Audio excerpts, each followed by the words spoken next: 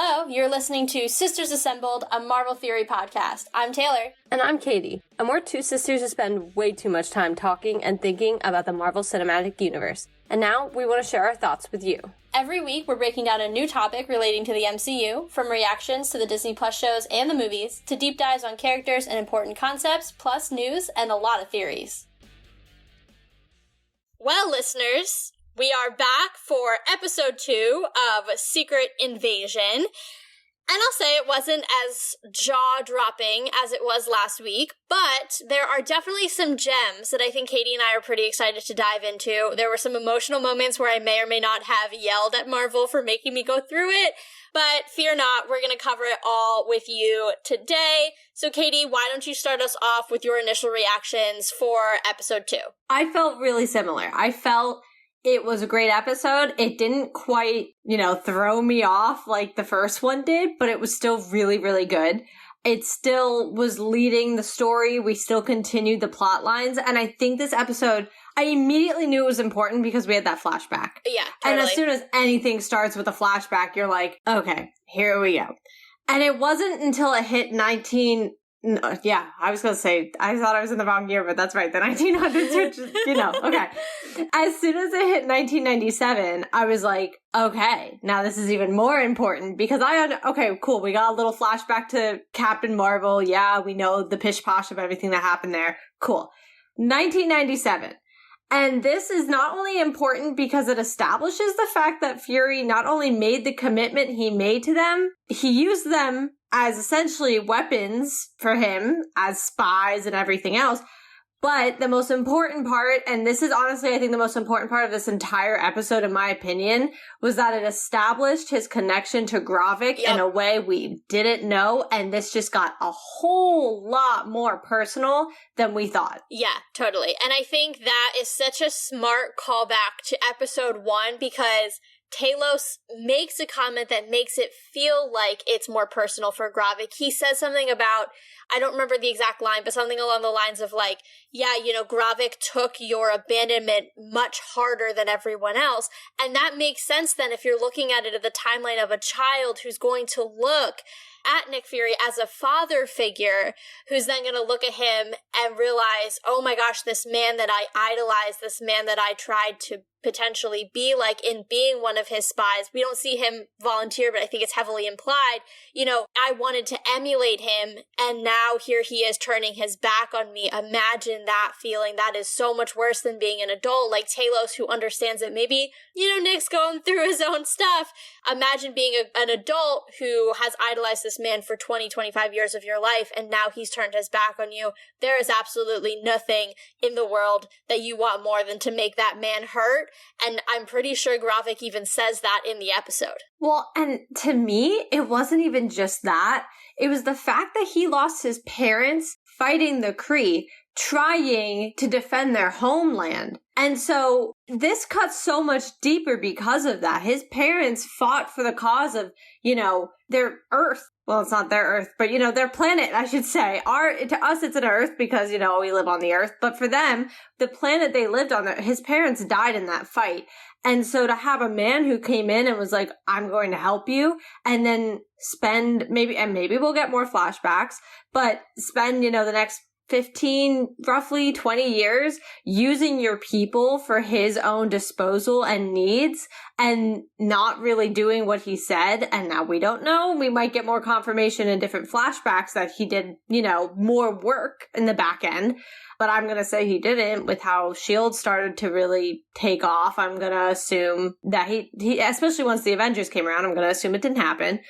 And then he disappears after he comes back. And we'll get to this conversation, but Talos even says it. Your boots were barely on the ground for 5 seconds before you went back up into space and you disappeared. Yeah, totally. Yeah, I think it's just the idea of him using them and it being kind of a quid pro quo, I thought was so interesting / disappointing, but also very on brand for Nick Fury, because if you think about it, when has Nick Fury ever given anything for free? Yeah. I think at his core, he thinks he's doing good, and I think overall, Nick's karma is in the positive direction. I think overall, Nick Fury does good, but I think what sometimes happens with him, and I think we've seen this over the course of his time in the films and even just being mentioned in the films, is that the way that he necessarily goes about doing good isn't always righteous, I guess, is like the wrong word, but like kind of in that vein. It's like for him, the ends justify the means, and there's always a transaction, right? Yes. And we've always seen that with Nick Fury. I mean, think about what happened with Natasha, even, you know, and how she was brought into S.H.I.E.L.D. and what they made her do with that little girl. Like, you know, so a lot of it is the ends justify the means with Nick, and he's never really given anything for free. He wasn't giving away free passes into S.H.I.E.L.D. to Natasha. She had to do something that traumatized her for the rest of her life in order to make that change. Well, now the Skrulls, if they want his help and Captain Marvel's help, because he is essentially, you know, a door to her, if they want their help, then they have to give him something in return. It's disappointing because you want someone who's held up as a hero to do better and to act better, but at the same time, there's nothing in Fury's history that ever makes me think that he is better than that. So I don't know, really, it's like a tough dichotomy because I don't know why I feel that way, but I'm still disappointed. No, I really was also disappointed. I even wrote in my notes, like, so Fury was using these people? Like, that makes me feel dirty, and I don't, like, this is a fictional character, but it does. Like, I'm like, ew, Nick, like, I know you, and now I just feel like something so terrible has been revealed about you. And to your point, he's never been afraid to get his hands dirty. He's never been afraid to, you know, kill when he needs to. And I mean, there's plenty of heroes out there that are the same way. We have a lot of anti-heroes for that reason. You know, they are heroes. They do the right thing. Think of Deadpool. We all love him.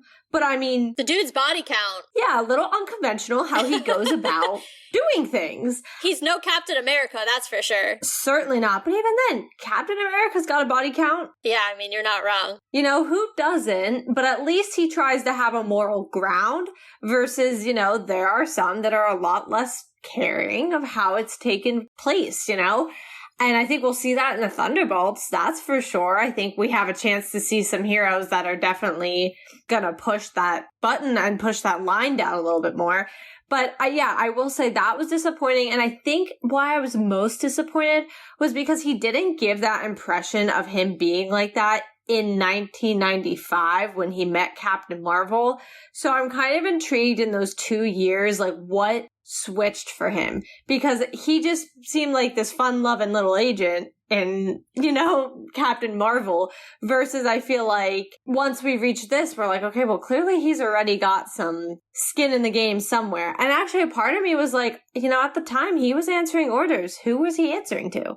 Hydra or S.H.I.E.L.D.? Not because he knew he was answering to Hydra, but was he possibly answering to somebody who was a Hydra agent? I mean, that's one way to look at it. My way to look at it is think about how deeply buried the Skrull history is, right? Think about how deeply buried Carol's history is, to the point where Rhodey got a briefing on the Skrulls that was for eyes only. And so if the Skrulls are that deeply buried, it almost makes me think that, like, Fury was one of the few people in the agency who even knew about it. It's probably him, Coulson, and maybe one or two other agents. That tells me he has already, by having that secret and having that essentially secret army that reports only to him, that he's already built up clout and power and is essentially ascending already to the director. He's pushing people out of the way to that directorship. And I think maybe that's the difference between 1995 and 1997, is in 1995, he was just your average agent, just taking orders, just trying to keep him and his partner alive. In 1997, you see a Nick Fury who realizes, this thing that I found, I can use that to gain power and gain momentum and one day lead this thing. And maybe he's doing that because he thinks he can do it better. But there's also a sense that, like, maybe he's doing it because he kind of likes power. And, you know, if you're doing it and ultimately people are benefiting from it and you're not doing it to be evil or push an evil agenda or, like, take over the world, ultimately, like, loving power isn't in and of itself a bad thing. But it definitely puts a bad taste in my mouth where I'm like, you were using these people to potentially get that promotion. That is how we know you. And I kind of hate that that might be, like, your dirty little secret of how you got there. Yeah. No, I agree. And I think you can honestly connect that even with my theory. He was buddy-buddy with Alexander Pierce. Yeah. So Pierce probably knew. Well, yeah, and who's to say? And I mean, we'll table that Rhodey thing. We're obviously going to get to that discussion as well. And part of why I'm bringing that up is, I have started Agents of S.H.I.E.L.D. as an update. Finally. I am in the second season. I'm like episode 7 as of right now. So Taylor's giving me this look of like shock. Yeah, when I am ready to binge, I binge. Like, it's aggressive and I put my mind to it. And that's kind of why I was thinking about it, because obviously I just watched the first season. The beginning of the second season is the continuing effects of S.H.I.E.L.D. having fallen, Hydra still, slithering around. But it's a really real thing that you have to think about when we're going back in time like this and looking at S.H.I.E.L.D., because Hydra was implanted inside of them for that whole time. Yeah, I mean, there is no S.H.I.E.L.D. without Hydra. No. I think we've learned that, in Winter Soldier, like, it made it very clear from the very inception of S.H.I.E.L.D., though it came from the pure intentions of Peggy and Howard Stark, Peggy Carter and Howard Stark, just to be clear, they obviously had the best of intentions, and I think the good parts of S.H.I.E.L.D. come from them, right? They, in some ways, were doing it to honor Steve and all of that. But it never existed without its Hydra underbelly. And so everything that you see in S.H.I.E.L.D. in the past, even when we go back in any of the Ant-Man movies and you're seeing Hank Pym and you're watching him interact with Howard Stark and Peggy and that annoying guy who he punches in the face, like, when you're seeing him interact with them, like, understand that one person in that room is probably Hydra, and I have my guesses on who it is, but, like, you know what I'm saying? Like, anytime you're seeing S.H.I.E.L.D. in the past, there's a decent possibility that someone from Hydra is involved in that conversation or in that room. You know what is so stupid that just dawned on me? Okay, do tell. Fury's personal history with S.H.I.E.L.D. Hydra grew within it. Right. Every agent he passed in the hall, there was at least, in a group of 10, probably 2, right? And you could say Nick Fury knows everything, but we all know when Winter Soldier came, he did not understand anything until he started getting locked out of stuff that he was like, how is that physically possible? I have, like, the highest clearance here. Yeah. And, that was an L on Alexander Pierce. Like, he really, he could have kept his stuff secret and no one would have thought a thing of it, but he didn't. Either way, that's part of what makes this personal, too. The Skrulls are doing the same thing. Ooh. So it's that second double whammy of being attacked from the inside. Because it's who do you trust? Anybody could be a Skrull. Look at Agent Ross. Yeah. And it's not, obviously it's a little different. It's not like Agent Ross is choosing to be a Skrull. He's not. I'm not sure where he is, and I'm a little worried about his well-being. Same. Especially now that his Skrull is dead. I don't know if they've, released him back out into the wild, or really what that's going to look like. Also known as the world. Yeah. They could have just dropped him in, Canada, and they were like, go for it. Like, if you live, you live. If not, oh well. But, I mean, it's a double whammy. It's another shot in the, I can't trust anybody. And didn't he tell Captain America the same thing? Don't trust anyone. Yeah. Well, and now, bringing it back to what we've seen, I know we're going to dive into the Rhodey conversation in a little bit, but I do want to touch on the fact that he thought he could trust Rhodey, and now Rhodey's abandoned him. He thought he could trust Talos.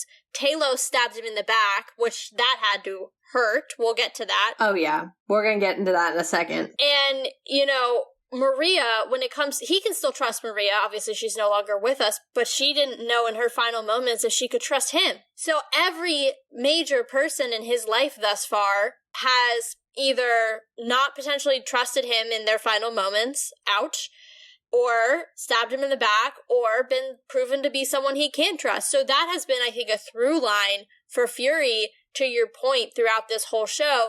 And I just want to bring this up because we're talking about trust, and I just don't know if I'm, reading too far into this or what. Does he know his wife is a Skrull? Okay, so we're gonna jump to the end. Yeah, just because, trust, right? And who do you hopefully trust more than your partner? No one. Yeah, so this is that whole Gaia thing that we were just talking about, and we'll get to the solution to that problem in a second, too. That'll be a little bit later in the episode.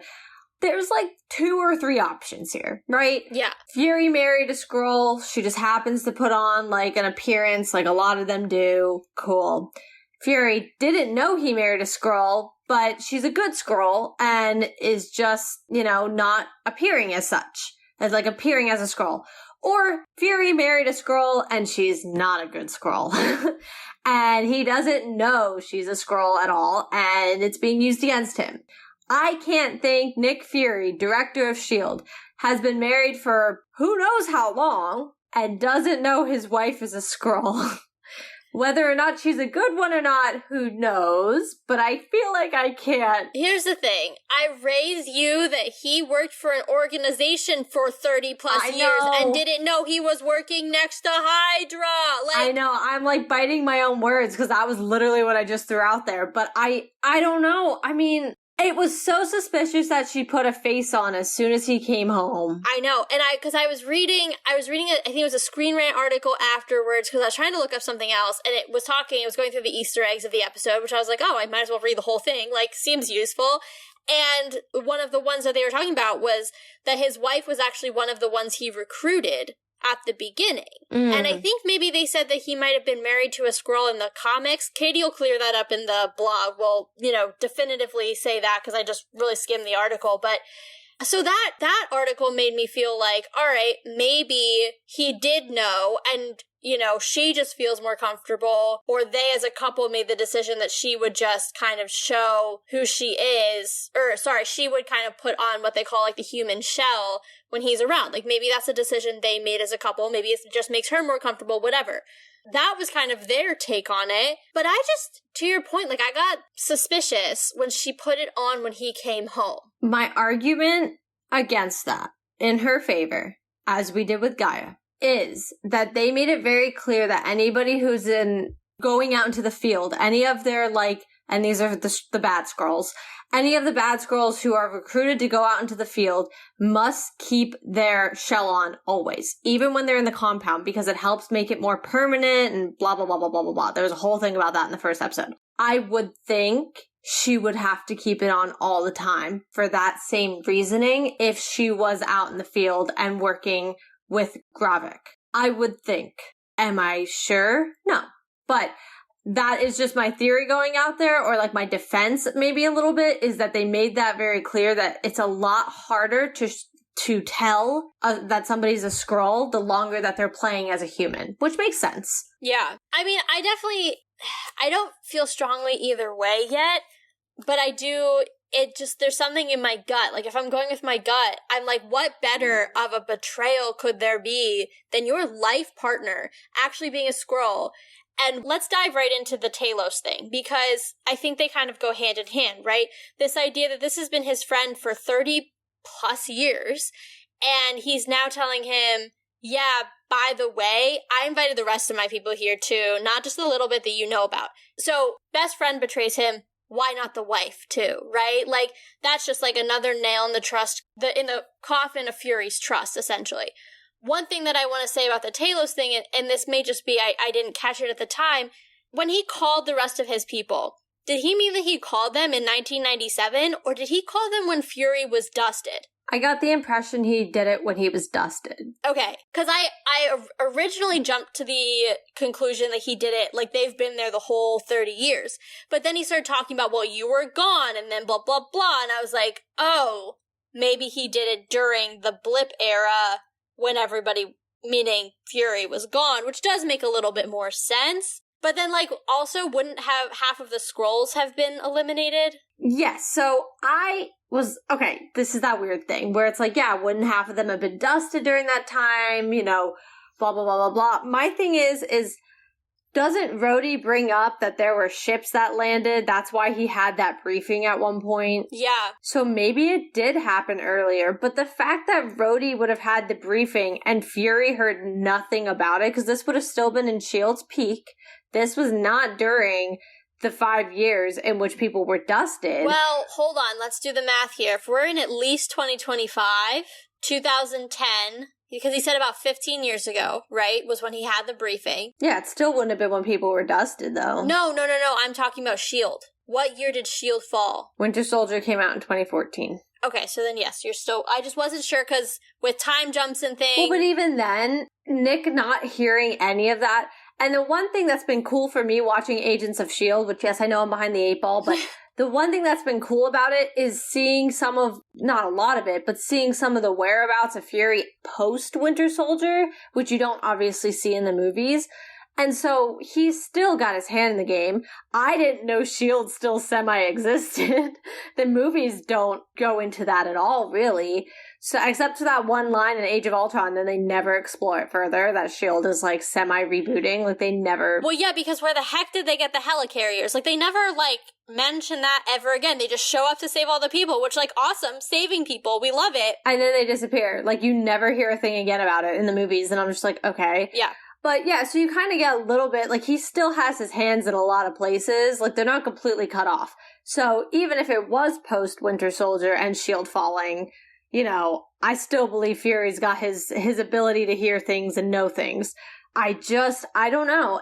I did get the impression it was when Fury wasn't here. And I think that would make sense to me because Earth just lost half its population. Who cares if you replace some of it with Skrulls? I'm sure there were people who were dusted who somebody looked at pictures of them, took on their appearance, and family members thought that they were never dusted. The only thing is without their memory bank thing. Oh, that's right. You know what I mean? Or like their ability to touch them. Because like they don't even have a body at that point. Like, yeah, everybody turned to ash. So that's because I was thinking the same thing. Like, oh, you just replace a bunch of people who were dusted. But if you don't have those memories, like you really can't just slot into their life. But I will say, if they were here earlier, then it was a lot easier. Because think about it. Say like you as Taylor. Somebody took you over, a Skrull took you over 2 years before Infinity War happens, before the snap. You're like not even aware. You're in a stasis. But now you disappeared because you got dusted.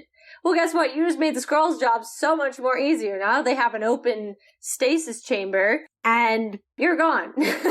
They don't really have to worry about you now. I mean, yeah, if you're trying, like, the logistics of taking over someone who was dusted just don't work. Right. I'm just saying, if it did happen earlier, like, the dusting probably helped the Skrulls maintain their thing, you know? That's 5 years that they didn't have to worry about certain people because they just were gone. But it did make sense, you know, to a degree. Talos was like, we didn't expect people to come back, so we just did our thing. Had our people come and live. Yeah. Yeah. One of the other tidbits that I got out of the article I was reading was the general that he mentions, or the other Skrull that he mentions of the colony, the leader of the other colony. In the comics, if I'm remembering correctly, and Katie will check this one in the blog as well, he actually is responsible for the Super Skrulls and also, like, the secret invasion itself. The next thing, and we've touched on this a few times, that I think we need to break down is Fury's conversation with Rhodey, which is interesting to say the least, and does not quell my suspicion that Rhodey is a Skrull. So, let's talk about it. Yeah. I was hoping the conversation would make me feel more confident. In fact, it didn't. And the main reason, actually, to me that it didn't is because specifically when he said, and he got really excited, do we need to call our friends? And obviously, first off, Avengers. Yep. Okay? This is who we're referencing. And twice in the episode, because they also mention it in the Skrull Council. Yes. What if the Avengers come back? And we'll get to that. There's a whole section in this episode we're going to talk about that, so don't worry, we're just tabling it for the moment. Back to Rhodey. Yeah, we're tabling the Avengers discussion, because I do have a lot to say. But the excitement and the way he said it just didn't sit right for me. And part of me is because, and we'll get to this, I mean, there was a lot of expositional things that were important in this episode, which is what made it really good. It was a lot of explanations, a lot of things that we're going to need for later. It's, what is it, like in Dora? It's like a thing you need for later, no, I'm thinking of Mickey Mouse. Mickey Mouse Clubhouse. It's a Mickey Mouse tool to save for later. I'm having flashbacks to our childhood. Yeah, exactly. I was like, what is that? It's like nagging at my brain. That's what I'm thinking of. So yes, tools for later. And one of them is obviously we saw some things that might lead to Super Skrulls, yes, which we'll discuss. But who would not love a bunch of Avengers to show up? that they can copy their powers for. And that is what got me suspicious, because this episode of all episodes, we're getting the introduction that they're trying to make Super Skrulls. So that just felt really weird. It felt really like too excited for me. And I was like, I don't. And he's also really ferociously trying to get Nick Fury off the table. Yeah, there was something about his aggression toward Nick that didn't sit right for me. Like, I think it's not totally out of the characterization for Rhodey in the sense that, like, he's always been the rule follower to kind of check everybody in. I mean, think of, like, Iron Man 2. Yeah, that's what I was just gonna say. He did it for Tony all those years, even in Civil War, right? You have him and Sam, the two military guys, going at it from two different angles because Rhodey is a rule follower. As a fellow rule follower, I salute him. But what I will say is that is not the part that's out of character. It's just the level of attack and aggression and the way he goes at Nick that is just not quite right. It's too self-important. It's too self-aggrandizing. Rhodey has always, and maybe it's because he's been a background character up until this point, but he's always been a little bit more humble. And there's just something about the way he said, like, let's not have a size contest about our titles and, like, all of this stuff that I was like, he's just a little too into himself to be Rhodey. I think even and this may have been Skrull Rhodey if you think about it, but I think even when he appeared in The Falcon and the Winter Soldier, he's more humble as a person, and that's just the kind of the vibe that I've always gotten from him. And so even the designer suit thing was like a little bit weird, and there's just like some things that just didn't feel like it fit what we've known of Rhodey so far. Like, yeah, he's fun and all of that, but there was just something about the self-importance and the aggression with which he followed the rules that I felt was a little bit, it was like taking Rhodey and putting him on steroids a little bit, like someone doing a caricature of Rhodey, which would be in line with someone pretending to be him. I can get behind all of that. I think the only point I was gonna put in his pro column, his pro person column, it's still Rhodey. Non-Skrull column. Yeah. Is a Skrull would not want to stop a war between the US and Russia. That's the whole thing is they want Russia and the US to nuke each other. Putting it quite blatantly, that's what they want. Because they have a higher intolerance to, that's why they're in the, like, abandoned nuclear areas. I'm not saying that they might not die, but... Counterpoint, what if you know that a fellow Skrull is sitting on that board in the UK Prime Minister? True. That gets revealed later on. No, it's actually earlier. It's earlier that they show the council, and then the next scene is actually Rhodey testifying. Oh, okay. So, but what I'm saying is, you're just out here maintaining cover, becoming more respected, more trusted by the President of the United States, who we know is going to have a very important role later on.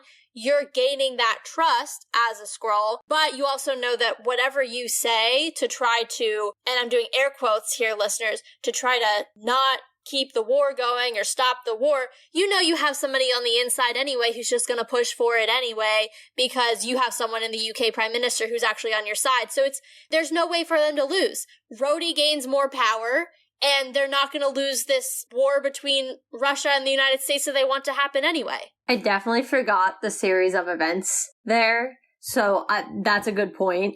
Then I take his point out of the one good cookie jar he had. That's what I'm saying. This is not our Rhodey. I mean, I will say that was me. I said that in the predictions episode. I said that right from the start. I said, listen, the most suspicious person is gonna be the only Avenger that's in this show that we know of, in my opinion. Also, not to be this person, but where are his braces? Why can this Rhodey suddenly walk, like, unassisted? Maybe they're under his clothing, though. Think about technology has probably evolved. No, and that's totally fair. I just want to put it out there that up until now, we've pretty much seen his braces outside of his clothes. They've been very visible in all of his appearances. With the exception, I don't remember exactly how he looked in The Falcon and the Winter Soldier and whether or not he had them on. I don't think he did. So maybe he was a Skrull already then. I mean, I don't know. You know, you never know. I mean, one, that's a possibility. Two, it is possible at this point they've been able to make it so that it goes under his clothing, and so it supports him inside and you don't necessarily see it. We also never really see him wearing anything that's necessarily, like, tight enough. You might see something, like, poke out, like a piece of, you know, whatever. But that's a good point. I totally forgot Rhodey was, like, paralyzed from the waist down. Like, I'm not gonna lie, that totally slipped my brain. Well, so did apparently every director here. But look, my point is, at the very least, it's a neutral point in the sense that it could go either way. It could either be, to your point, Stark, before he did his sacrifice and everything, was working on tech for Rhodey, and he was able to do something that was nano enough to fit under his clothes so Rhodey could feel comfortable and still mobile. And I'm sure he did, because you know what? I don't know why I forgot this, but Stark wasn't dusted. I totally forgot. He had 5 years where he was just tinkering around, because it's not like he was running a company, and it's not like he was part of the Avengers, so... Well, he did have a kid, so, you know, he was raising his daughter. Yeah, but it's also not like he was helping with the search for anything, because he actively wanted nothing to do with that. So, you know, points to Team Stark, if you couldn't get the sarcasm. He makes me so angry. Everything's about him. Ah!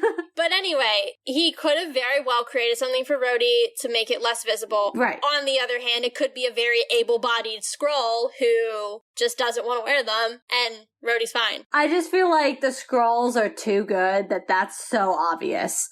Like, that's such a giveaway if he was supposed to have those braces and you're not wearing them. Like, nobody just heals like that. And Skrulls have been on this planet long enough to know that. Like, that is such a giveaway. I agree. I just think it's very sus. And I also just think, let's please, for continuity, like, just tell me where the braces are so that we're not completely forgetting this massive thing that happened. Because let's not forget, like, obviously the airport battle happened. That happened during the airport battle. So there were already some things going down beforehand. Yeah. But let's not forget that Rhodey being paralyzed was a massive deal that helped turn Tony around in terms of, like, everything that happened, because there were real consequences happening because of the battle between the two sides. So that is a very pivotal moment in the history of the Avengers, and you cannot make it go away. Well, I have to say, I don't think he had him on in his funeral. Screw that. Are you serious? I'm, like, going through the mental image of the funeral right now. And I don't remember seeing him wearing braces. I don't recall seeing that on him. He's in a suit like everyone else is. Yeah, because Tom Holland was at a wedding. I know. Could you imagine that? Like, I don't think that gets talked about just enough. The fact that this guy went into this, he was like, oh, wedding. And instead he gets to watch the movie at the premiere and he's like, oh my God. Like, Tony Stark died and I went to his funeral and I didn't even know it. But, like, he also has that gut-wrenching scene at Tony's body. So I'm like, dude, how did you not think you were at a funeral? Yeah, I don't know. They did a lot of, like, crappy secretive stuff. Yeah. Well, doesn't he get fake scripts, too? I mean, now. Yeah, well, because he, like, shared that one, right? Didn't he, like, share one? I don't even know. Well, he opened the one thing on a live stream. He was like, this is so cool. And it was like, don't share with anyone. He was like, oh my God. No, I think that was, like... Yeah. But still, they're playing into the fact that he can't keep his mouth shut. I mean, why do you think he had to do press with Benedict Cumberbatch the whole time? Because Ben just sat there with his, like, hand over his mouth the whole time. Yeah. All right, anyway, bringing it back to Secret Invasion, I think there's a lot coming out of this Rhodey conversation. I also think it is, like we mentioned before, just another one of those moments of someone who Rhodey thought he could trust, either betraying him or disappointing him. You mean Fury? Yes, sorry, who did I say? Rhodey. I just want to make sure you meant Fury. I did mean Fury. I had said Rhodey so many times in the last 5 minutes that it just came out. But yeah, just another person that Fury thought he could trust that he no longer can. Before we dive into the conversation around the Avengers, there's something that is lingering from last episode that we can actually resolve, which is what side Gaia is on. And this also leads directly into the Skrulls thing, so I love the transition there. Let's dive into her, because I'm not gonna lie, I said a few choice words to her at the beginning when it seemed very much like she was still in line or in league with Gravik. But then, obviously, over the course of the episode, you see that she's just playing the long game and wasn't just kind of, just gonna stop that bombing and that particular mission. She wants to take him down from the inside.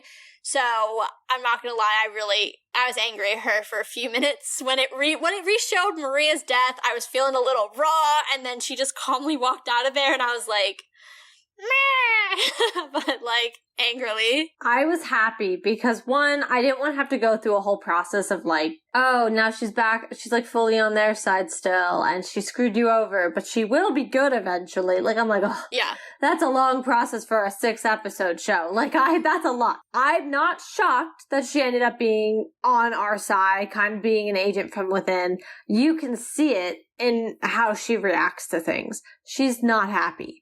But you can also tell that the reason she's with Gravik is simply because they grew up together. Yeah. They are some of the few Skrull children who were on Earth together, and she definitely has a loyalty to him because of that. And I'm sure that they spent a couple years talking about how they just wanted a home, and he had some crazy ideas, and she was like, oh, okay, wrote it off. And now here this guy is, the general of the Skrulls, and he's going to full out war against humans to take over the planet.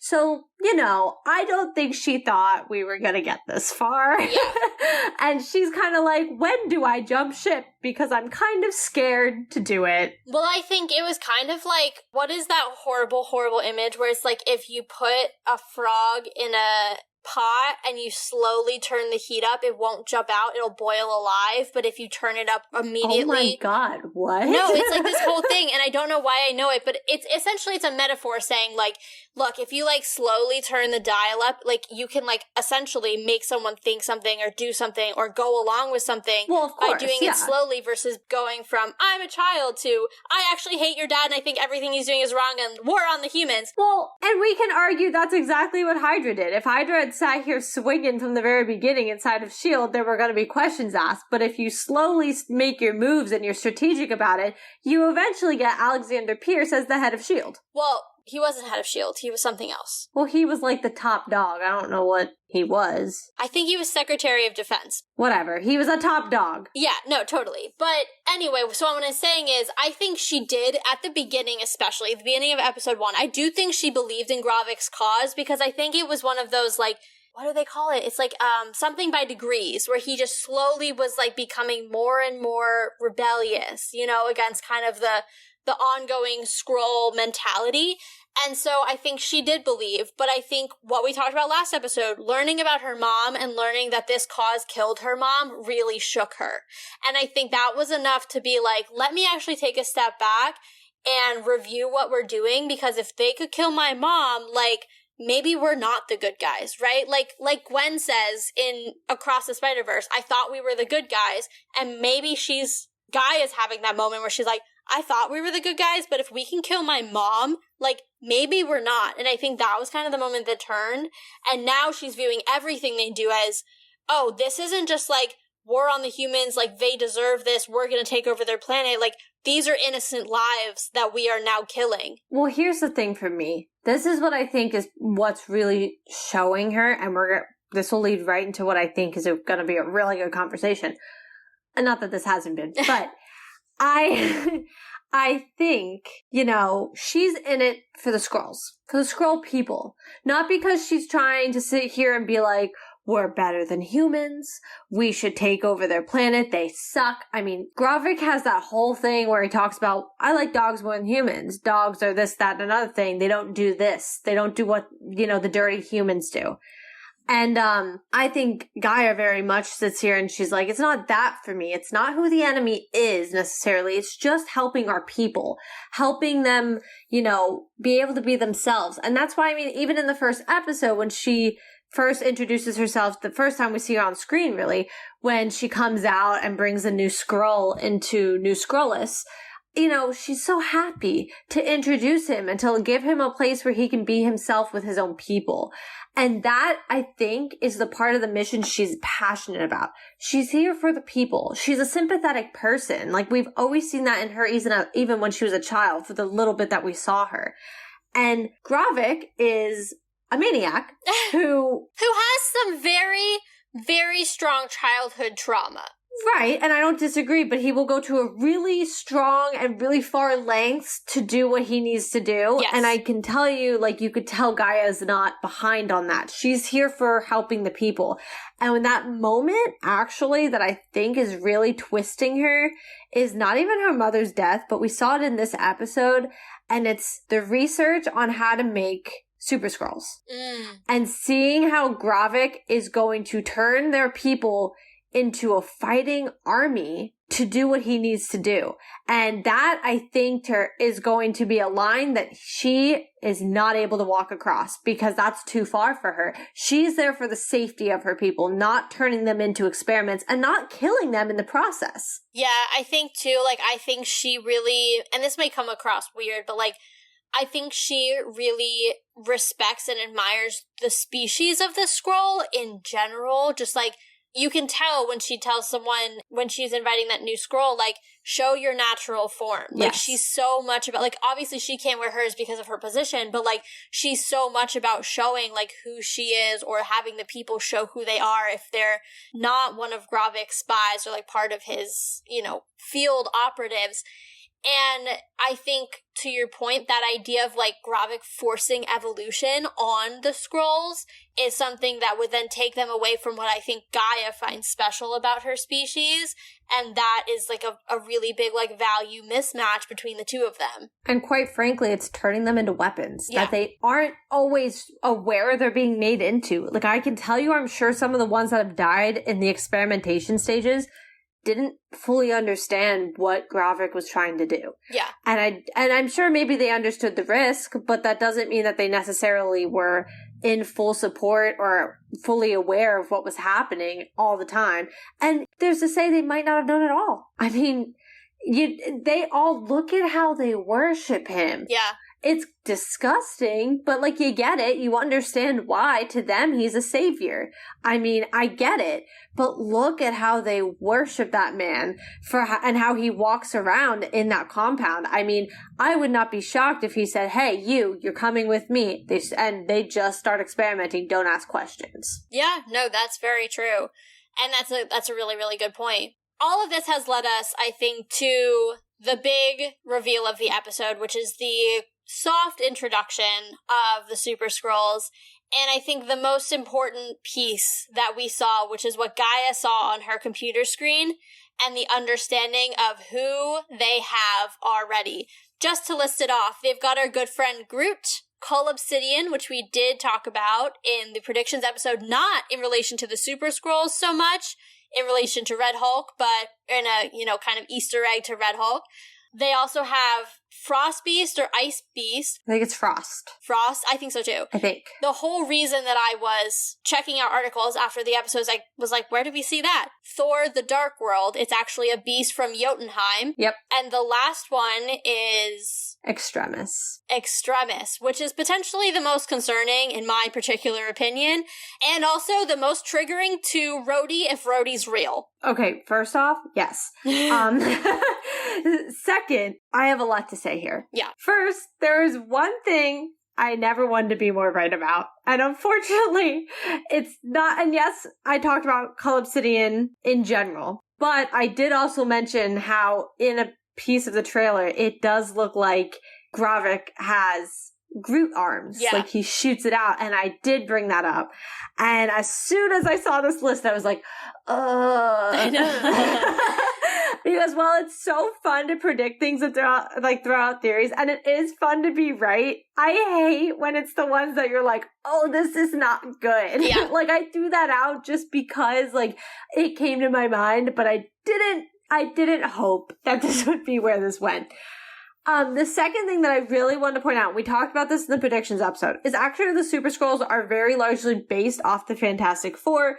We did go into a whole discussion about that, kind of how they could do workarounds, how that doesn't necessarily mean that that's how, like, Marvel will just hold it to them. However, obviously we don't have the Fantastic Four. That was a big thing we talked about too. Like, we don't have an actual team. How would that go about if they wanted to? But they did a really good job here, I think, emulating who we have seen who have kind of similar powers. That's Obviously, true. Groot would be Mr. Fantastic, the ability to kind of stretch. The Frost giant beast thing, that is a little weirder, but that would be the Invisible Woman. Ice is clear. Yeah, I mean, it definitely is a little bit more of a, like, stretchy area, Oh, but for sure. I'll accept it. Cull Obsidian, and we did actually talk about this in the predictions, would obviously be the thing, and then Extremis would be Johnny Storm. That's actually I didn't think about it in that sense of like the one-for-one parallel, but that's actually really cool. As soon as I saw Extremis, that's when it hit, because the Frost one threw me off, because Groot I'd already thought about, and Cull Obsidian I'd already thought about, but the Frost one, because I was in the same position as you, I was like, I don't really remember what this is in reference to. Like, I don't know what we're talking about.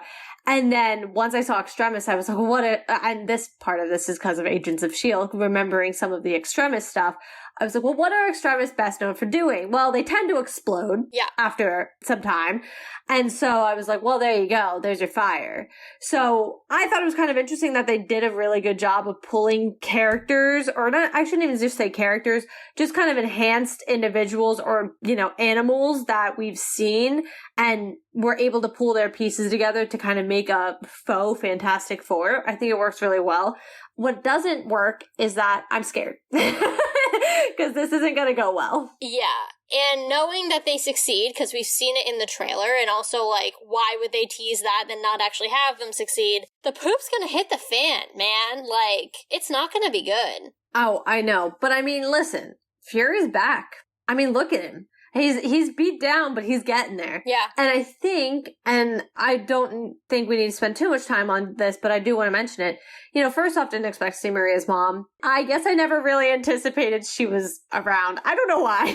I was so angry when I was like, how dare you make me feel this right now? How dare you? I was mad at Marvel. I was actually more mad because I was like, listen, I get you didn't want to make this a cameo fest, but I think it's a little screwed up to not include people who worked really closely with her, and that does include Avengers. Like Clint Barton, are you kidding me? You're not going to have Clint Barton there? Yeah, although they did throw in that line about how, like, Rhodey had to pull a bunch of strings to even get her body back onto American soil. So in some ways... that, but I just was like, really? Like, I don't know. And yeah, I see the logistics. I see, like, from the show perspective, like, yeah, there was a lot going on there.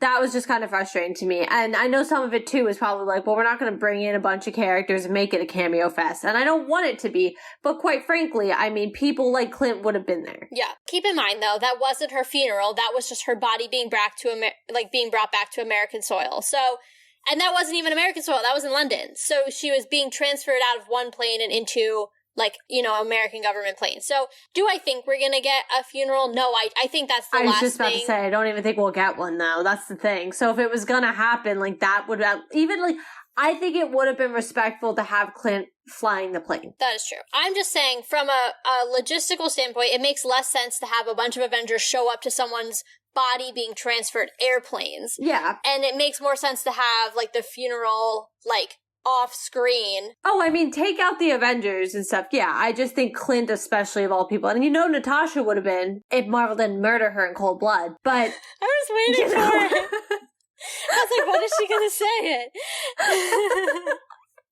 Well, I'm just saying it's a true fact, if they hadn't done that and made her best friend be there and pretty much have to be one or the other, and they fought literally to the death to make that choice. Screwed up, Marvel. That was screwed up. Okay? Yeah, that was trauma-inducing. Yeah, that really was. And then they were like, anyway, here's the Black Widow movie. I know. That's why, as much as I enjoy that movie, and, like, just a fun fact, because I think, no, that was during the show, but it was very early days of the show. For us, that was our first time back in the theaters in years. It was actually so early in the show that we didn't even do separate episodes for it. We covered it with Loki episodes. Yeah, I know. It was like an almost 2-hour episode, and It was a bear to try to edit. So, yeah, I remember vividly. But it was our first time back in the theater in a while, just as the pandemic was kind of receding the first time. And then, we got to see it together. So I have really good memories of that movie. And to this day, like, the song from the intro will pop on, and I cry. Shed a tear. I'm like, okay. Cry like a baby. This is happening. But, like, I will never be able to be like, that's a fantastic Marvel movie, because it just came out 6 years too late. Honestly, though, now that it came out, I can kind of be okay. If that makes sense. Like, I think when it was first coming out, like, I kind of was like, I was excited, but I definitely was like, ugh. But, like, I do think now that it's out, like, I just watched it not that long ago. I just was like, I'm in the mood to watch Black Widow. And I put it on and it was so good. And I was like, yeah, if I just take out that this came out at the wrong part, fine. Same with even Captain Marvel. Like, now I'm okay with it because I'm like, I mean, she just had really crappy timing. Like, it was like really bad timing because no one cared about her because everybody just died. When's Endgame? Yeah.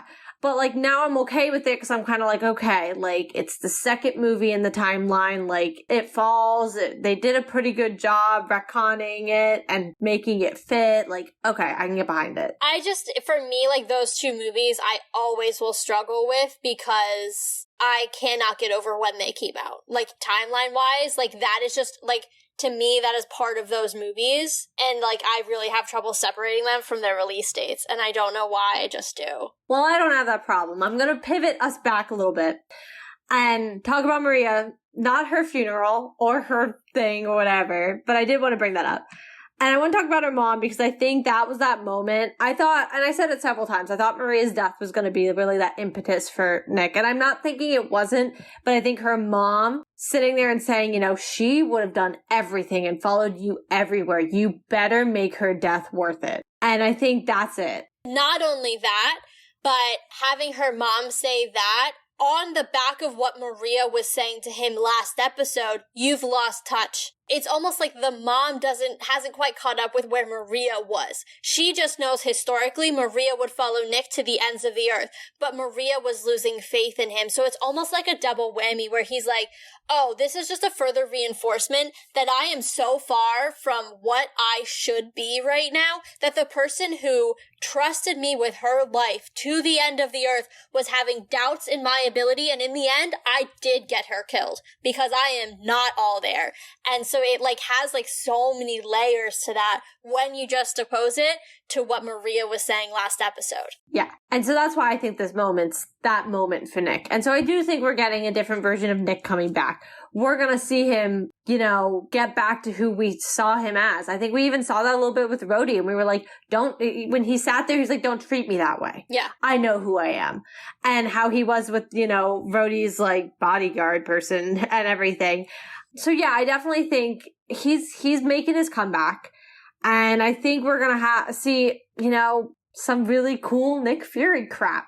And the only thing I want to bring up, one last thing on my way, in a good little segue to this, is I think we're going to see some Nick Fury crap with Miss Fallsworth, who, I'm sorry, I love. I think she's psychotic, and I love her. She is the freaking best. And also, when you think about the fact that Olivia Colman played Queen Elizabeth for 2 seasons of The Crown, and you're like, this girl, this lady, this queen goes from playing the queen herself to playing this baddie MI6 agent who literally injects this guy with a thing that makes his blood boil and then goes, let me just pop out this little hole and scurry along. I'm just like, I love you so much. That entire thing had me cackling. I'm not gonna lie. She's like, oh, okay, well, we'll see if you talk after I, like, boil your blood. And I was just like, oh, okay. Like, I loved her.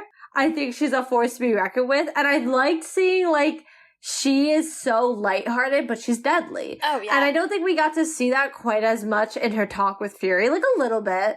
But obviously she wasn't trying to kill Nick Fury. So you didn't really get to see it in the same way. But she's really out here, like, she's wreaking havoc for these Skrulls where she can.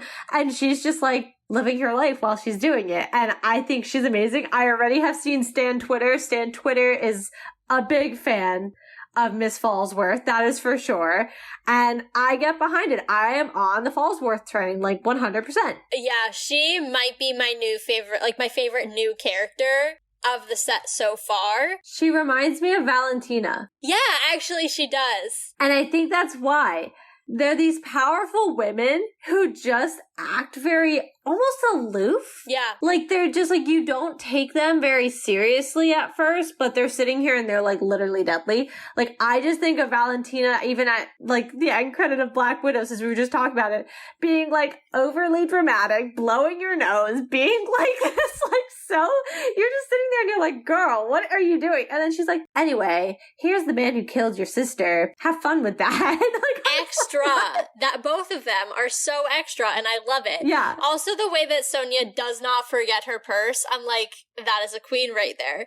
But it's interesting that you compare her to Valentina because obviously the CIA and MI6 are like essentially sister agencies. They, you know, have the same general function within government. So it's interesting that these two women who are, you know, obviously Valentina's the head of the CIA. I'm not sure exactly what Falsworth's rank is, but clearly high-ranking women within their respective agencies come across like bubblegum and cherries, but in the meantime, while you're chewing their bubblegum, they're laughing because they had 6 ounces of whatever in the bubblegum and you're cyanide. About to... Yeah, that's what I was trying to think of. If they put cyanide in your bubblegum and you're dead. Like, yeah. And they're smiling. Like, I just love it. I love it. I know. She's such an icon already. And that's why, like, we've already seen in trailers, there are more scenes with her and Fury.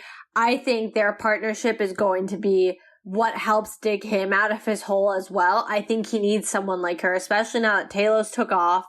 And I think it's going to be good for him to be around her. And I think if he's back on his feet, he's a worthwhile soldier for her. Yeah. And I think that's what we're aiming to get to. Yeah, I agree. I think we talked last episode about the hero's journey. I think he's now at the bottom. So in essence, the beginning of the hero's journey. And we're going to start to see his ascent kind of out of rock bottom and into returning to some semblance of the Nick Fury form that we're kind of used to seeing. Yeah, I agree. I think he's coming. I think this was a really good episode to kind of set that stage in every way. I mean, even the pre-show post, obviously for when we're recording this the Wednesday the show came out. So the pre-show post also came out today. And that's I even said it in that. It's like Nick lost all his allies in this episode. He, like any bridges he still had, he essentially just burned. Whether he burned it himself or they burned it. I mean, like Talos, like Rhodey, they technically really burned it themselves.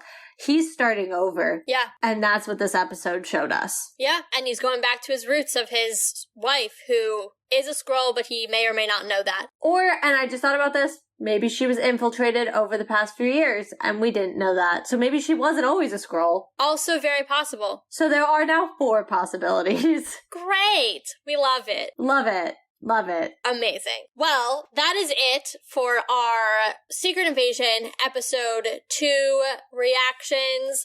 I am very excited to see how this story unfolds. I know Katie is as well. If you are looking forward to our future coverage of the remaining 4 episodes of Secret Invasion and you have not yet subscribed on your podcast platform of choice, please do so. It will help keep us top of mind so you don't forget to listen to our episodes in relation to every episode of Secret Invasion. Also, as I mentioned a few times throughout the episode, definitely please check out our blog. I know I mentioned a few things in passing that Katie's gonna do a little bit of extra digging on to give you some concrete answers. So definitely check out our website because there's a whole lot of goodies on there to help supplement this episode. Make sure you guys also go on Twitter, if that's a platform you're on, at SisAssembledPod, and you can follow us to get updates there, or on Instagram, or on both, if you're on both and you would like to continue to keep up with everything the show is doing as far as new episodes, new blog posts, just fun, extra stuff. Everything's there. So go give us a follow. And as Taylor was saying, we will be covering Secret Invasion as the show continues to come out. So next week, you can expect episode 3 reactions on the Friday after the show, as always. So we hope you guys are enjoying the show. You guys are watching it every week, and you're also listening to our show because Marvel just blew your mind. So let's talk about it.